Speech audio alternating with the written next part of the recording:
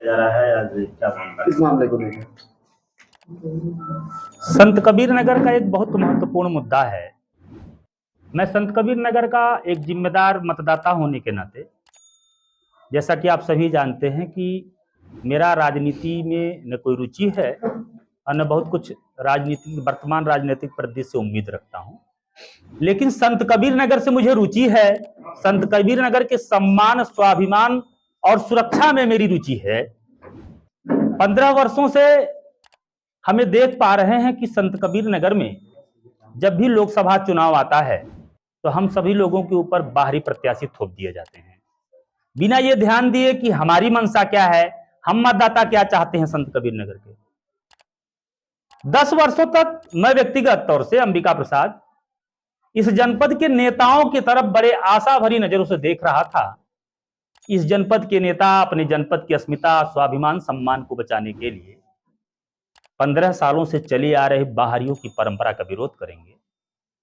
लेकिन हमने जब देखा इधर 10-15 दिन से कि कुछ लोग कुर्सी बचाने के लिए, कुछ लोग कुर्सी पाने के लिए, कुछ लोग जमीन तलाशने के लिए अपने जनपद की अस्मिता, स्वाभिमान, सम्मान को ताक पे रख करके अपनी राजनीति कर रहे हैं, तब मेरा मन मुझे व्यक्तिगत तौर से कचोटने लगा, आहत होने लगा मैं। और मैंने प्रजापति समाज से अनिल प्रजापति जी, जो प्रजापति एकीकरण महाअभियान के राष्ट्रीय अध्यक्ष हैं, इनको फोन लगाया कि मित्र, क्योंकि पूर्व परिचित हैं हम लोग इस जिले के हैं, कि मित्र अब देख रहा हूं कि संत कबीर नगर के जो नेता हैं वो अपने आप को चाहे बाहुबली समझे और चाहे धनबली समझे, मेरी नजर में दुई कौड़ी के हैं। क्योंकि जिन्होंने अपना सम्मान बचाना नहीं सीखा, जिन्होंने अपने जनपद की अस्मिता और स्वाभिमान की सुरक्षा को भी दांव पे लगा दिया, वो किस चीज के नेता हैं और क्या पैसा है और क्या ताकत है उनकी। सिर्फ मजलूमों, गरीबों को दबाने की ताकत है उनके पास, सिर्फ मजलूमों, गरीबों पर दबाव बना करके प्रताड़ित करने की बाहुबलीपन है उनके पास। ऐसे कौन से नेता हैं? ऐसे नेताओं के तो तमाम नेता हैं, तो मैं किस नेता का नाम लूं? आप सभी पत्रकार बंधु को जान ही रहे हैं और आपके माध्यम से जो लोग सुनेंगे वो भी जान रहे हैं। उद्देश्य क्या है? उद्देश्य हमारा यह है कि चूंकि संत कबीर नगर में जो 15 वर्षों से बाहरी प्रत्याशी थोपे जा रहे हैं, इन्हें अब संत कबीर नगर के युवा और संत कबीर नगर के मतदाता जवाब दें। 25 तारीख के मतदान में बाहरी को उनके घर भेजें और संत कबीर नगर के किसी भी ऐसे लोकसभा कैंडिडेट को जो उन्हें हराता हुआ दिख रहा हो, उसे मतदान करें। क्या प्रवीण निषाद का सीधा सीधा विरोध करते हैं? प्रवीण निषाद का विरोध खुलेआम कर रहे हैं, सीधा सीधा नहीं, एकदम खुलेआम कर रहे हैं। और सिर्फ इस नाते कर रहे हैं क्योंकि उनका 5 वर्ष का कार्यकाल हम संत कबीर नगर के मतदाताओं ने देखा है और बिल्कुल संतुष्ट नहीं हूं उससे। पुनः उनको प्रत्याशी बनाया गया। मुझे किसी भाजपा, सपा, बसपा से कुछ लेना देना नहीं। पुनः उन्हें प्रत्याशी बनाया गया, यह जानते हुए कि भारतीय जनता पार्टी के तमाम पदाधिकारी, कार्यकर्ताओं ने आज 2 महीने से विरोध करना शुरू किया है। आम जनमानस ने विरोध किया है। अभी आप देख लीजिए, आम जनमानस का अगर बात आ गई है तो एक मोहम्मदपुर कठार है, प्रवीण निषाद जी के पिताजी आदरणीय मंत्री जी जाते हैं और कुछ लोग कह देते हैं कि सड़क नहीं बनी, मारपीट होती है, नाक कटती है और उसके बाद तमाम लोगों को जेल भेजवा देते हैं। ऐसा तमाम घटना है। अभी अनिल जी भी कुछ बताएंगे ही आपको। विधायक के परिवार को ही मारा पीटा गया है, मैं राहुल में ना, तो आप बताएंगे। पर चिंता का विषय है, यहां के जनप्रतिनिधियों के लिए चिंता का विषय है कि हम विधायक हमारे बेटे को हमारी ही पार्टी के मुखिया का लड़का मार रहा हो, हमने अपना जमीर बेच दिया है।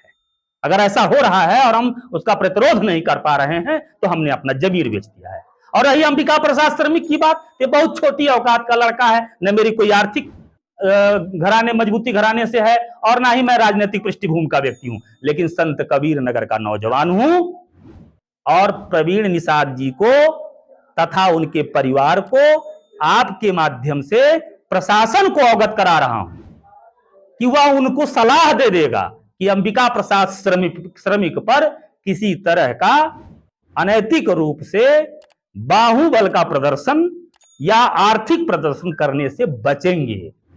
नहीं तो संत कबीर नगर के हर गांव का मनरेगा श्रमिक प्रवीण निषाद को और उनके प्रचार करने वाले कार्यकर्ताओं को गांव में नहीं घुसने देगा। और ये अंबिका प्रसाद श्रमिक की बात है, संत कबीर नगर के वर्तमान नेताओं की नहीं है कि जिसको हल्के में लें। क्या खुली चुनौती दे रहे हैं आप भारतीय जनता पार्टी? नहीं, भारतीय जनता पार्टी को बिल्कुल चुनौती नहीं दे रहे हैं। भारतीय जनता पार्टी को मैं बिल्कुल चुनौती नहीं देता हूं। भारतीय जनता पार्टी की नीतियों का विरोध करता हूं, न समाजवादी पार्टी का विरोध करने की मेरी मंशा है और ना ही बसपा का मैं विरोधी हूं। बस मैं विरोधी हूं बाहरी और अयोग्य प्रत्याशी का। अच्छा, मैं मानता हूं कि जब मुझे अयोग्य ही चुनना है, संत कबीर नगर के मतदाताओं के साथ ये अभिशाप जुड़ गया है कि मुझे अयोग्य लोकसभा सांसद चुनना है, चाहे वो पप्पू निषाद हो चाहे प्रवीण निषाद हो, दोनों अयोग्य हैं। तो हम जब अयोग्य को ही चुनना है तो अपने घर के अयोग्य को चुने। जब हमें अयोग्य को चुनना है तो हम अपने घर के अयोग्य को चुने। मेरा अपना ये मत है। आपका संघ कहाँ है? हमारा संघ वही है जहां प्रवीण निषाद को हराने वाला प्रत्याशी दिखेगा। कौन सा चेहरा है? अभी हम कैसे बता पाएंगे? अभी तो पर्चा दाखिला हो, पर्चा वापसी हो, फिर लोग मैदान में आए, फिर लड़े लोग। हम इसकी घोषणा 23 तारीख को करेंगे, मतदान के 2 दिन पहले, कि हम किसको वोट देने जा रहे हैं। और हम जब वोट देने जाएंगे तो संत कबीर नगर का 50,000 मनरेगा श्रमिक परिवार गारंटी के साथ मतदान करेगा उसे। और 2 lakh activated job card holder संत कबीर नगर में हैं, परंतु 50,000 मनरेगा श्रमिकों का परिवार वर्तमान में सक्रिय रूप से मनरेगा मजदूर संघ में आस्था रखता है और कार्य कर रहा है। और वह प्रवीण निषाद को हराने के लिए उस कैंडिडेट को मतदान करेगा जो उन्हें हराता दिखेगा।